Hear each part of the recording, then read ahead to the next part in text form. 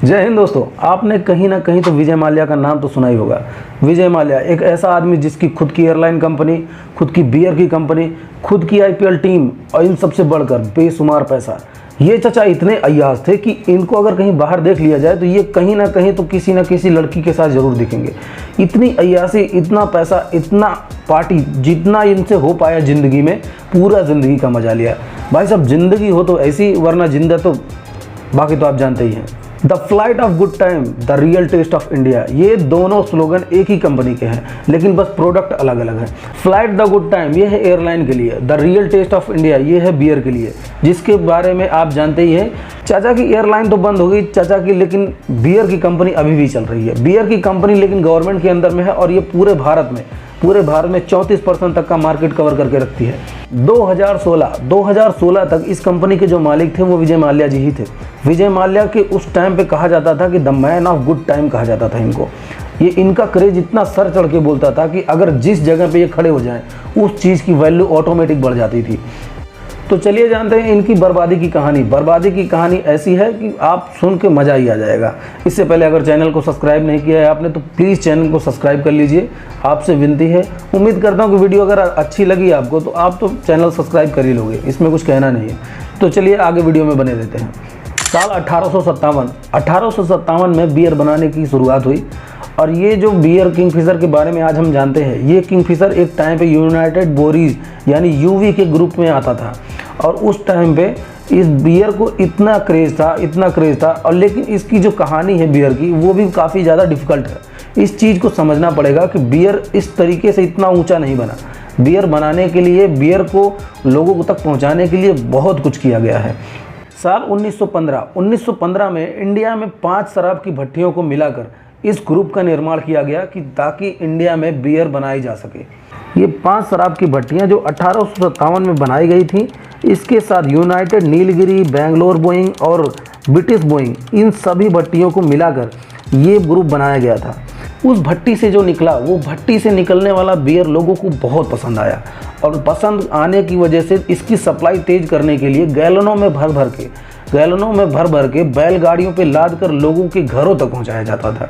और इसको पीने वाले कोई इंडियन नहीं थे, ये सब के सब अंग्रेज थे, ये सब के सब ब्रिटिश सैनिक थे जिनको ये बियर काफ़ी पसंद आया था। मद्रास, नीलगिरी, बेंगलोर, यहाँ पर जो ब्रिटिश सैनिक रहते थे, इनको जो बियर सप्लाई करने का काम था वो यूवी ग्रुप का था। और यूवी ग्रुप ने इनको सप्लाई इतना ज़्यादा किया कि लोगों की ज़ुबान पर ये इसका स्वाद चढ़ गया और ये लोगों को इतना ज़्यादा पसंद आया कि आज की डेट में बियर की मार्केट कितनी बड़ी है आप सभी को मालूम है। 1947 हमारे भारत की आज़ादी का दिन।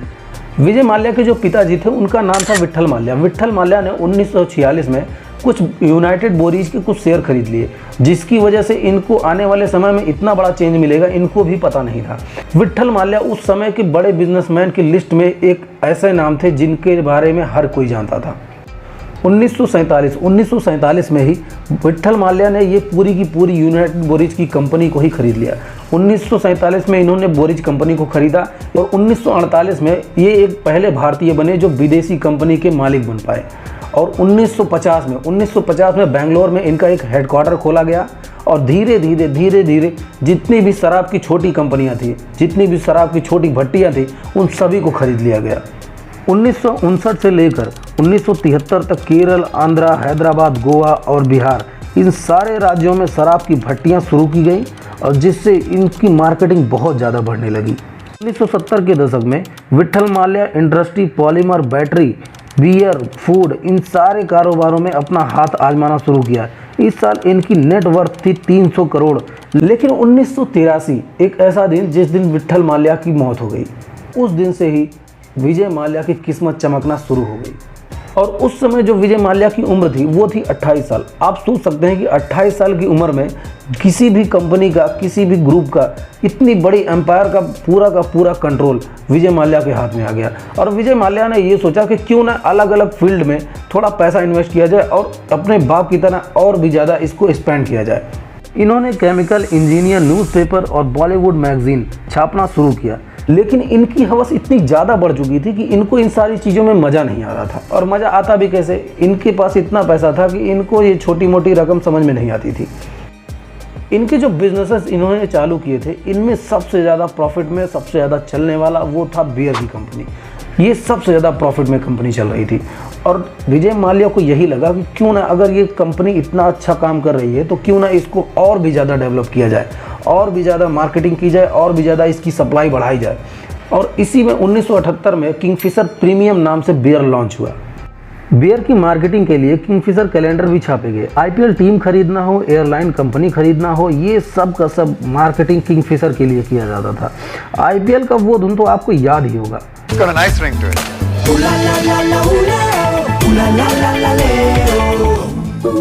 आईपीएल में इतना ज़्यादा बजाया जाता था कि बच्चे बच्चे की जुबान पर सुनाई देता था। यहाँ तक कि विराट कोहली, MS धोनी और क्रिस गेल ये सभी इस धुन पर नाचते नजर आते थे।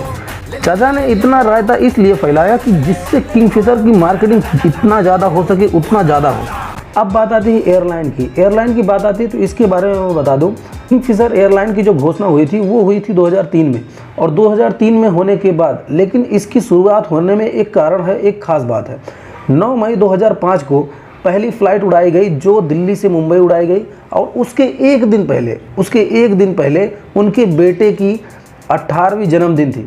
आप इस बारे में सोचो कि एक दिन पहले उसके लड़के का जन्मदिन था और उसके दूसरे दिन से ही एयरलाइन कंपनी चालू हो गई। इसका मतलब कुछ समझ में आ रहा है आपको? इसका मतलब ये है, ये चचा अपने लौंडे को एयरलाइन गिफ्ट कर दिए, उसकी खुशी के लिए एयरलाइन खरीद लिया।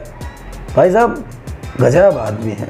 लेकिन माल्या जी के लिए प्रॉब्लम ये थोड़ा सा शुरू हुआ कि 1985 में गवर्नमेंट ने एक नियम निकाला कि खुलेआम आप टीवी पर या टेलीविज़न पर कहीं पर भी अल्कोहल डायरेक्ट ऐसा बेच नहीं सकते या प्रचार नहीं कर सकते। तो ये भाई साहब ने क्या किया जानते हैं आप? इन्होंने किंगफिशर नाम से मिनरल वाटर निकाल दिया, किंगफिशर नाम से सोडा निकाल दिया, किंगफिशर नाम से मैगज़ीन छपवा दी। ऐसे कई सारे चीज़ें हैं जो किंगफिशर के नाम से इन्होंने छपवा दिया कि किंगफिशर का मार्केटिंग होगा। और किंगफिशर की मार्केटिंग इतना हद तक की जाती थी कि किंगफिशर की जो फ्लाइट थी उसमें भी जितने भी प्रोडक्ट रहते थे उसमें सब 99% सब किंगफिशर के रहते थे। 2007 में डेक्कन एयरलाइन को विजय माल्या ने अपने किंगफिशर एयरलाइन में मर्ज कर लिया, जिस वजह से उनको 71 एयरक्राफ्ट मिल गए और 30% पैसेंजर मार्केट जो था वो पूरा का पूरा विजय माल्या के अंडर में आ गया। विजय माल्या उस टाइम पे कहा जाता है, उस साल 2007 में, उस टाइम पे उन्होंने 1540 करोड़ का रेवेन्यू पास किया। और ये भी कहा जाता है कि उस साल का एयरलाइन इतिहास में सबसे बड़ा, सबसे बेस्ट परफॉर्मेंस था। 2016 तक एयरलाइन कंपनी इनके पास ही थी और उस टाइम पे इनको कहा जाता था the man of good time. 2003 में विजय माल्या ने एक मैगजीन निकाली जिसका नाम था the man of good time. इसमें होता क्या था कि जितने भी टॉप क्लास के मॉडल थी वो सब के सब स्विमिंग सूट में एडवर्टाइजिंग करती थी, वो भी किंगफिशर का। 2010 में सुपर मॉडल चुनने के लिए टीवी पर एक शो चलाया जाता था जिसका स्पॉन्सर किंगफिशर करता था। किंगफिशर की एडवर्टाइजिंग के लिए जो विजय माल्या ने कैलेंडर छपवाते थे पहले, वो 2021 तक, अभी 2021 तक चलता था, लेकिन अभी के डेट में वो बंद कर दिया गया है। 2011 किंगफिशर और विजय माल्या इन दोनों का बुरा टाइम। 2011 में किंगफिशर एयरलाइन धीरे धीरे घाटे में जाने लगी और इसका मुख्य कारण यही माना जाता है कि जब से डेक्कन एयरलाइन को इन्होंने अपने पास मर्ज किया था तब से इनका घाटा रुकने का नाम नहीं ले रहा था और इसीलिए 3 सालों के अंदर इनका 1000 करोड़ से भी ज़्यादा का घाटा हुआ था। धीरे धीरे एयरलाइन ठप होना शुरू कर दी और इसीलिए 1000 करोड़ रुपए का घाटा होना शुरू कर दिया। विजय माल्या का बुरा टाइम इतना हो गया था कि वो बैंकों से जो लोन लिए थे उसको चुकाना बंद कर दिए। और लेकिन प्रॉब्लम ये थी कि विजय माल्या ने अय्याशी बंद नहीं की। अय्याशी इतना अय्याशी किया जिसके बारे में कुछ कहा नहीं जा सकता। 2012 आते आते कंपनी इतना ज़्यादा घाटे में चली गई कि इनका 9000 करोड़ रुपए का घाटा हो गया। 9000 करोड़ रुपए कोई इनका घाटा नहीं था, ये जो बैंकों से लोन लिया गया था वो इनका पैसा था कि जो बैंकों से लोन लिया गया है उनका पैसा इन्होंने कंपनी में लगा दिया या एयरलाइन में लगा दिया, वो पैसा डूब गया। और इनका जो बैंकों ने जो लोन दिया था उसका एक भी पैसा इन्होंने भरा नहीं था, एक भी पैसा EMI इन्होंने चुकाया नहीं था।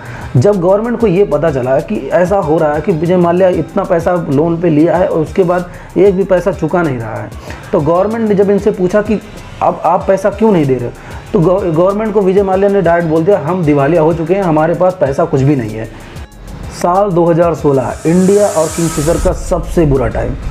साल 2016 में स्टेट बैंक से लेकर 16 बैंकों ने ये कोर्ट में ये अर्जी डाली कि उनकी जो लोन की प्रोसेसिंग है वो बिल्कुल बंद हो गई है। उनका जो लोन है उसको रिकवरी करने के लिए इनको विजय माल्या के पास नोटिस भेजा जाए। और ये चीज़ सुनते ही विजय माल्या को समझ में आया कि अब तो कुछ करना पड़ेगा, यहाँ से निकलना पड़ेगा। और साल 2016 में ही विजय माल्या ये देश छोड़कर भाग गया। ऐसा नहीं है कि विजय माल्या यहाँ से सब कुछ लेकर चला गया। विजय माल्या का 39.64 मिलियन शेयर जो 5,824 करोड़ रुपए में बेचा गया और इस तरह किंगफिशर बियर की कंपनी हेनरी के अंदर में चली गई। और इस तरह इस बियर की कंपनी जो पहले अंग्रेज़ों की थी वो फिर से अंग्रेज़ों के हाथ में ही चली गई। आज जो आप बियर देख रहे हो या पी रहे हो, ये पूरा का पूरा आज के डेट में सब कुछ अंग्रेज़ों के पास चला गया है। अंग्रेज़ का मतलब ये है कि हेनरी नाम के एक बिजनेसमैन है जिन्होंने इसको ख़रीद लिया है। अगर अभी तक आपने चैनल को सब्सक्राइब नहीं किया तो प्लीज़ चैनल को सब्सक्राइब कर लीजिए। आने वाले टाइम में मैं पूरी कोशिश करूँगा कि आपको कभी भी ऐसा ना लगे कि आपने गलत आदमी को सब्सक्राइब करके उसका सपोर्ट किया है। उम्मीद करता हूँ आपको वीडियो अच्छी लगी होगी। जय हिंद, जय भारत।